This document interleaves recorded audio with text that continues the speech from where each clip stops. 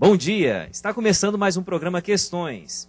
O programa que traz a ciência e o conhecimento mais próximo do seu dia a dia. Hoje falando sobre saúde, mais especificamente saúde mental e o uso de medicamentos. Bom dia, Alexandre. Bom dia, Ariane. Bom dia, Marilene. Qual é a relação, o que é saúde coletiva e o que é saúde pública? Vamos conhecer um pouco mais sobre esses conceitos. Existe uma relação entre as duas, certamente, mas quando nós pensamos em saúde pública, nós pensamos basicamente nos dispositivos públicos, na administração pública. Nós pensamos, por exemplo, o que a Secretaria de Saúde de uma dada cidade faz em relação à saúde da população, quais são os programas, quais são as campanhas.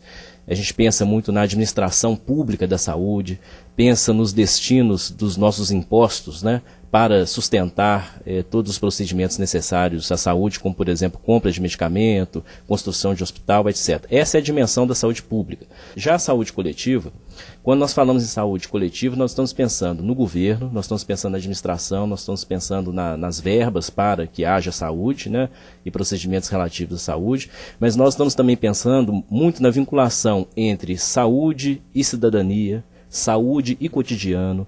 Então, isso significa que a saúde coletiva, ela envolve cada vez mais o cidadão no cuidado, não só da sua saúde, mas no cuidado da sua saúde, no cuidado da saúde das pessoas, do grupo no qual ele frequenta, faz parte, no cuidado no que diz respeito à sua rua, à sua casa.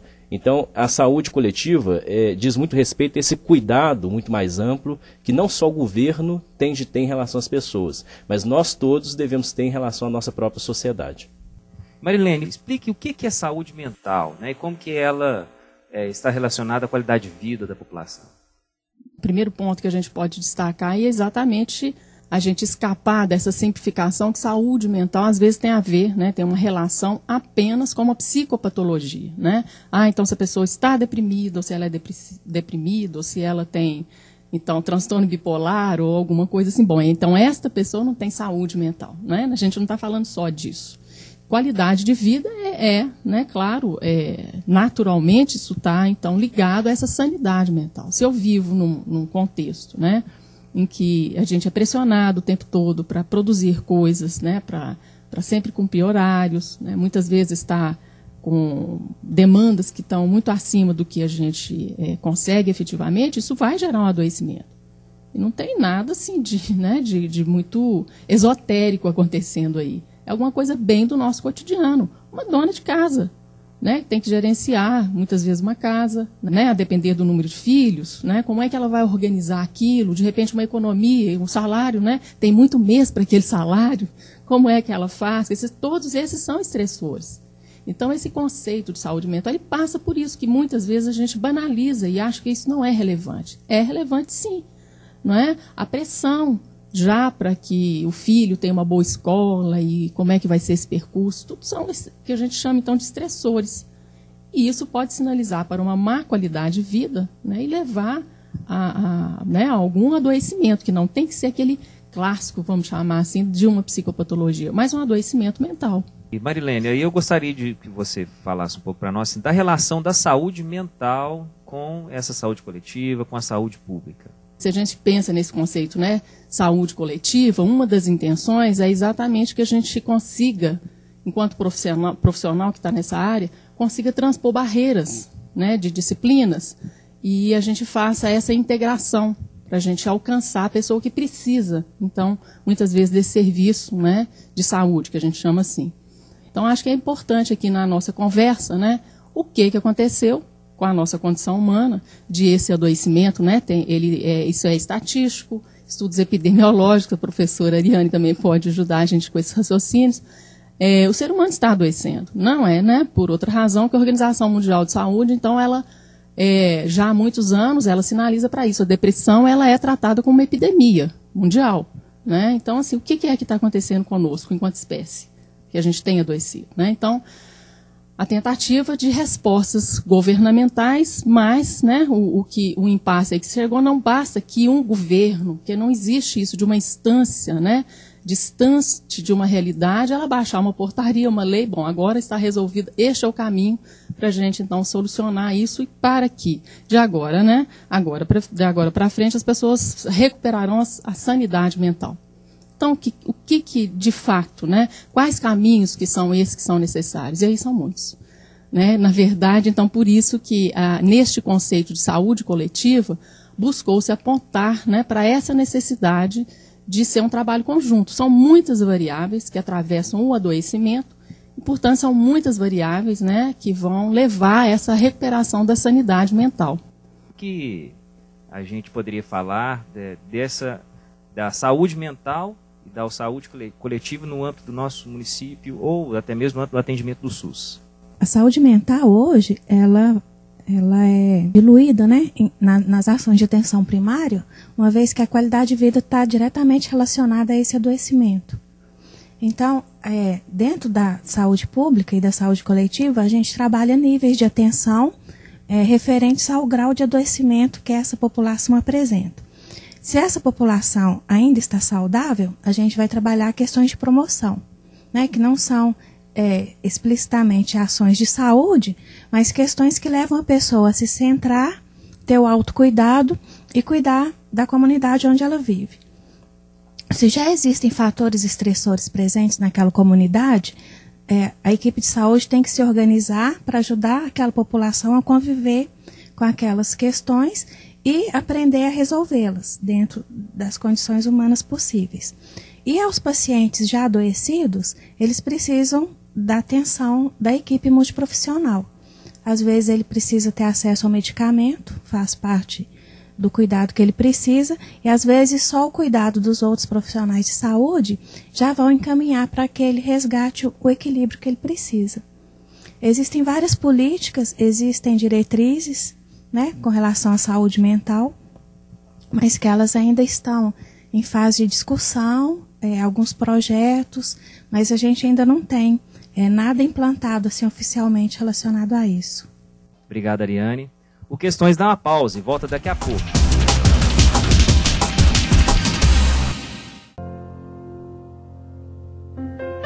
Tenho uma doença rara que ataca a minha visão. Meu remédio é muito caro, meus pais não podem comprar. Às vezes, tenho que ser internado rápido. E sabe quem me ajuda? O coração de criança, que cuida de mim e das crianças com todo amor e carinho. Maria Eduarda. Coração de criança, um gesto de amor vale a vida. Para mim, ser professor é participar de várias transformações de vidas. Compromisso com o presente, compromisso com o futuro. É interação com o outro. Ver o outro saboreando aquilo que você oferece. É a possibilidade de me encontrar como pessoa, como cidadão e como profissional. Procure saber. Este é o começo. Vestibular FUNED-UENG 2011. Inscreva-se nos cursos de licenciatura e bacharelado pelo site funed.edu.br. De volta com o programa Questões, e hoje falando sobre saúde mental e o uso de medicamentos.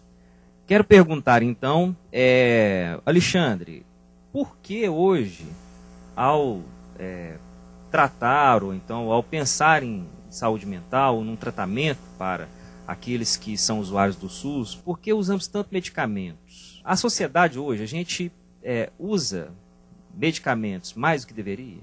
O uso de medicamentos, até mesmo o excesso do uso, excesso esse que se mostra em diversas pesquisas, e é um excesso que, além das pesquisas, ele é até comprovável empiricamente, né? No nosso cotidiano a gente vê como que é tão fácil não só comprar o medicamento, mas pensar no medicamento. Diante de qualquer mal-estar, uma dor, um incômodo, uma das primeiras coisas que nós normalmente pensamos, aspiramos um medicamento, uma pílula, um fármaco que pudesse nos tirar aquele mal-estar, pudesse resolver a nossa situação. É difícil hoje, por exemplo, a gente chegar no consultório, ao fazer a consulta, a gente sai de lá sem uma receita ou sem um medicamento, muito provavelmente a gente vai achar que não está sendo bem atendido. Né? Geralmente você vai a um profissional da saúde que pode prescrever um medicamento. Você apresenta para esse profissional um mal-estar de qualquer natureza e você sai desse consultório sem a receita, Normalmente o paciente pode pensar que alguma coisa que deveria ter acontecido não aconteceu suficientemente, faltou alguma coisa. Isso indica como que o que está em jogo nos medicamentos não é simplesmente a droga, o fármaco, o princípio ativo, a química, e a ação química sobre o organismo, mas é também o nosso modo de vida. Esse desejo que todos nós temos, claro que com variações, mas esse desejo de termos instantaneamente alguma coisa em mãos que possa mudar a nossa vida. Possa mudar as nossas dores, possa mudar os nossos sintomas, possa mudar os nossos amores, a nossa perda do amor, possa mudar a minha relação com o luto, possa mudar a minha tristeza e por aí vai. Então, o medicamento, ele cumpre, dentre outras coisas, e por isso que ele é algo tão complexo, e não é simples lidar com isso, de ser química, por um lado, que vai agir na fisiologia do corpo, mas também do organismo, mas também ser algo que faz parte da minha vida como um objeto tecnológico. E que traz nele, é interessante que o medicamento traz uma atmosfera ao redor dele, como se fosse uma aura, de cientificidade, de objetividade, de verdade. Então parece que nós estamos, ao lidar com o medicamento, ao ingerir o medicamento, nós estamos sim no caminho certeiro quanto à resolução de algum problema que eu tenho na vida. Bom, Alexandre, vamos dar uma pausinha agora e vamos ver a pergunta de uma dúvida de um telespectador. Pessoal, tem algum problema usar remédio para dor de cabeça sem receituário médico? Ariane, responde para nós, qual que seria esse problema então? Tem problema em a pessoa ter uma dor de cabeça e ir lá na farmácia e comprar o medicamento? Tem. O primeiro básico é que dor de cabeça é um sintoma de alguma coisa. Então, a causa dessa dor de cabeça teria que ser investigada. Pode ser uma coisa simples, mas também pode ser um indicativo de um problema maior. O segundo é que os analgésicos, que são opções hoje de mercado, eles têm um público que pode usar ou não. Então, dependendo das condições físicas dessa pessoa, ela vai poder usar algumas classes de analgésicos, mas não vai poder usar outras. Por exemplo, quem tem problema hepático não pode usar paracetamol. E isso vai desencadear outras reações adversas mais graves. E o uso constante desses analgésicos, eles deflagram como efeito colateral a enxaqueca. Então, os próprios analgésicos usados em grande quantidade vão desencadear a dor de cabeça também. Então vamos agora a mais uma dúvida. Oi, pessoal. Eu estou certa em curar a gripe usando apenas alimentação saudável e chás caseiros? Bom, e o que vocês me dizem? É possível usar essas outras alternativas para se medicar?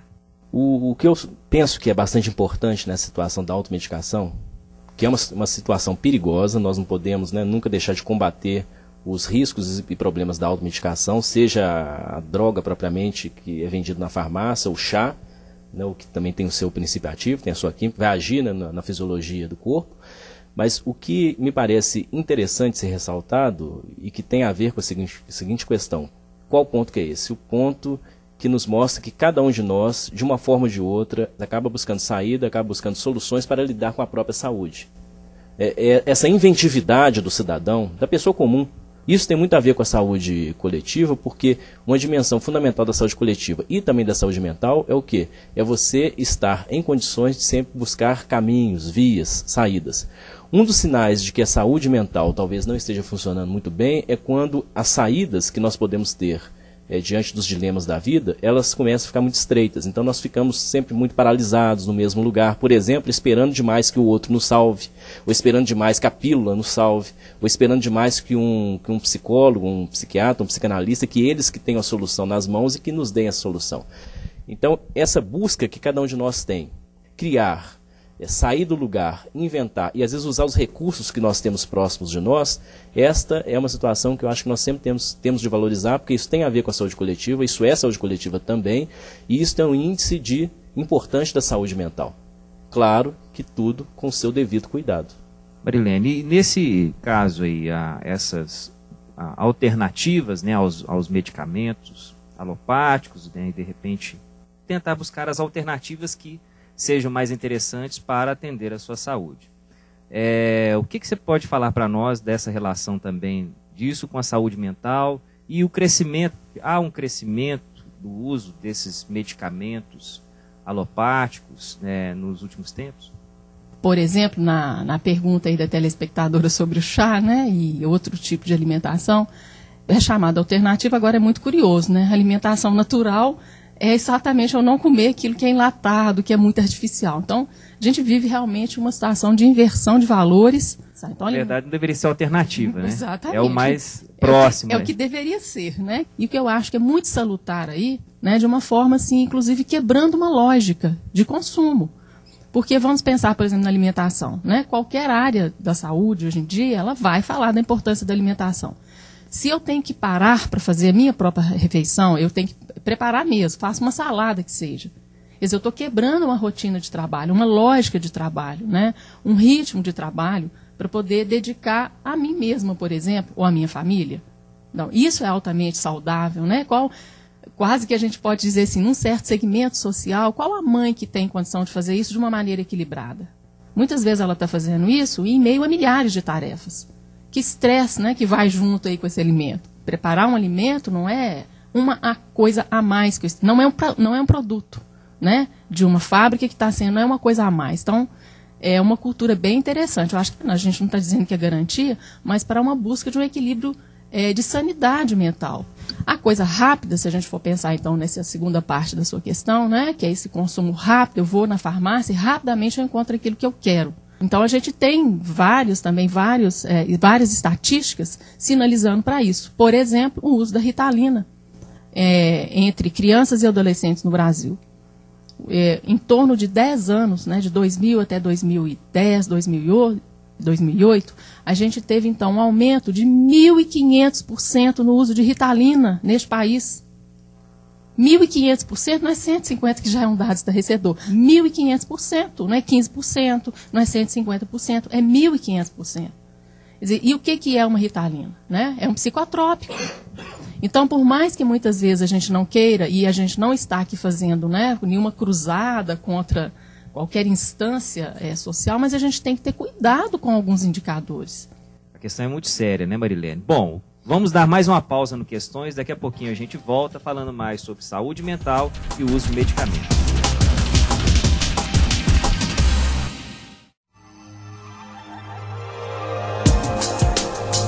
Bom, o professor ele tem um papel muito significativo, como um todo. Através da escola, que o aluno ele consegue se comportar de uma maneira,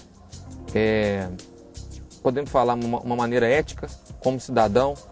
Ele vai aprender os quesitos relacionados ao seu dia a dia, à sua profissão. A gente não consegue pensar em nada nesse mundo sem a carreira de professor. Então, todas as profissões, tudo que a gente pensa, seja na engenharia civil, seja em meio ambiente, seja em qualquer parte, nós precisamos de ter uma formação. Então, o objetivo de ser professor, ele vem da essência. Ou seja, tudo que nós temos hoje no dia a dia, por trás disso teve um bom professor. Para mim, ser professor é a possibilidade de me encontrar como pessoa, como cidadão e como profissional.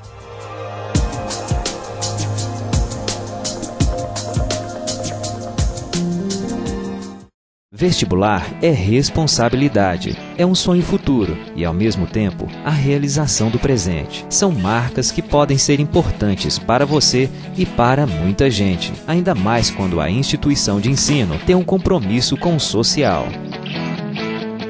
Procure saber. Este é o começo. Vestibular FUNED-UENG 2011. Inscreva-se nos cursos de licenciatura e bacharelado pelo site funed.edu.br.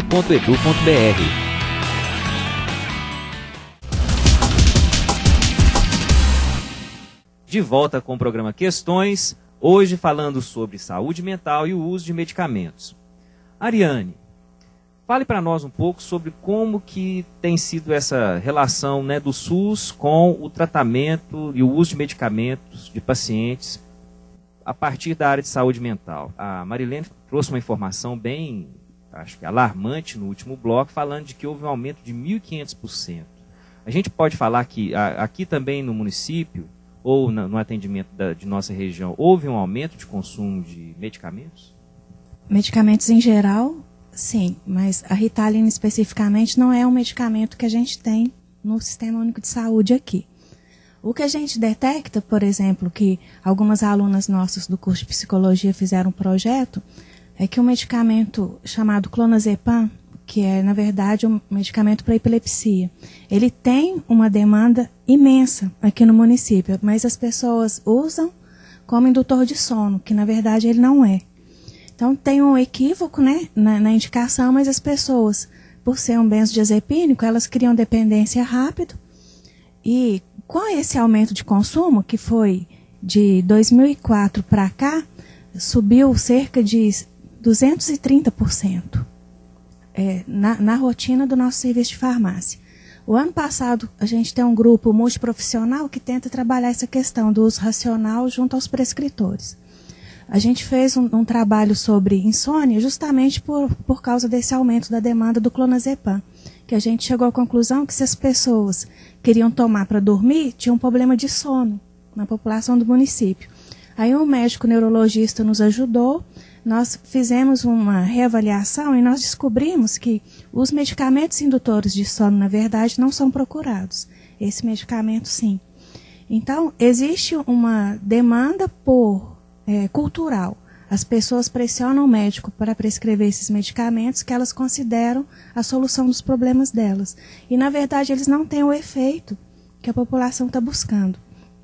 E o modo que a gente tem é igual o programa hoje, levar orientação, né, levar conhecimento à população do município para que eles repensem essas questões. Como a Marilene falou, a gente acha, dentro da organização do serviço, que à medida que os seres se centram e começam a se responsabilizar pelas questões da sua vida e pelo que está à sua volta, essa demanda por medicamento tende a diminuir.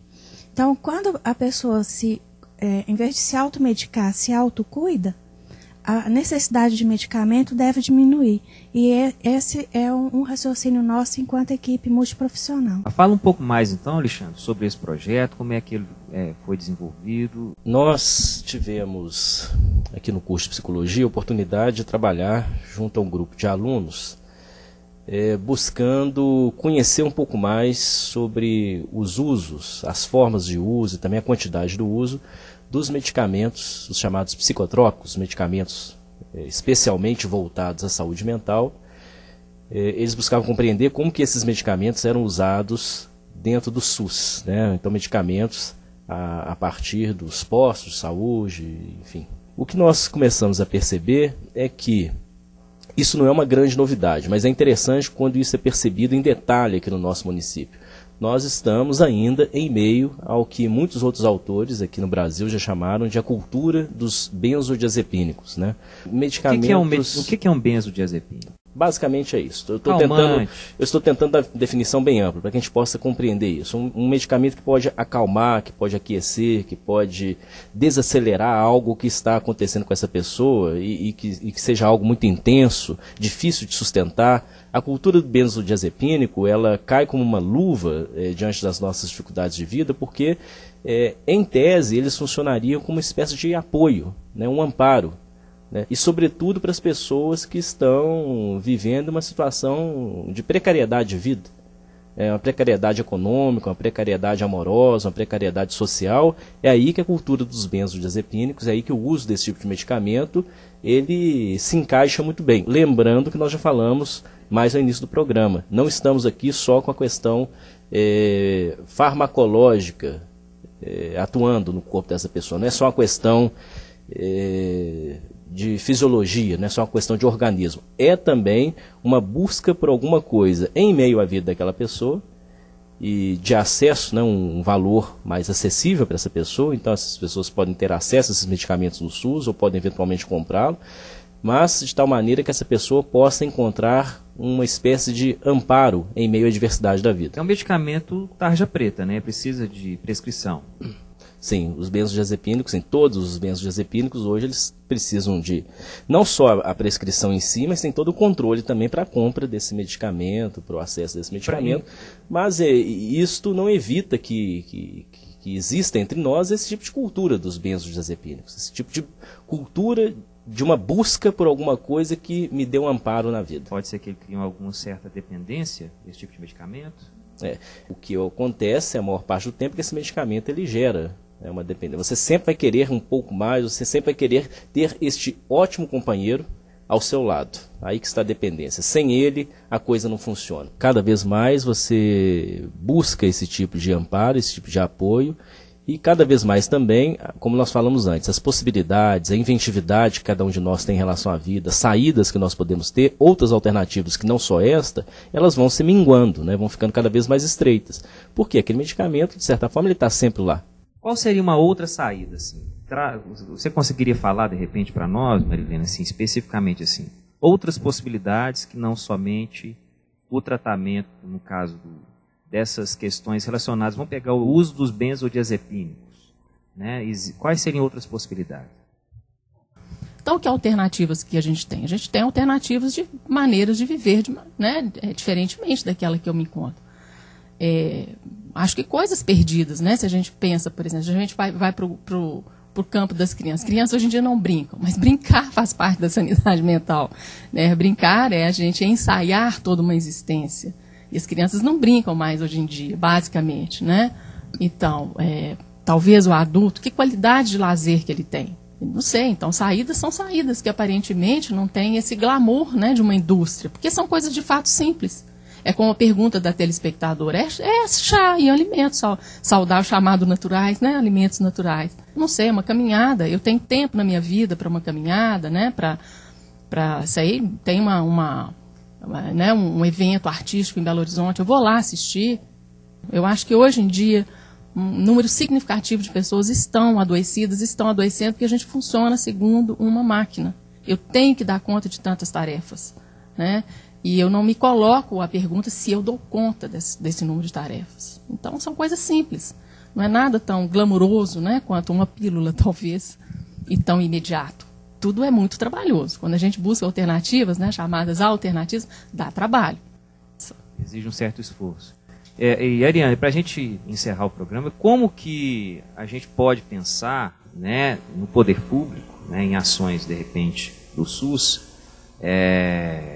mais amplamente pensando no poder público, sobre essa questão do uso de medicamentos, principalmente no que diz respeito à saúde mental? Dentro do sistema, a farmácia é o último lugar que o usuário vai.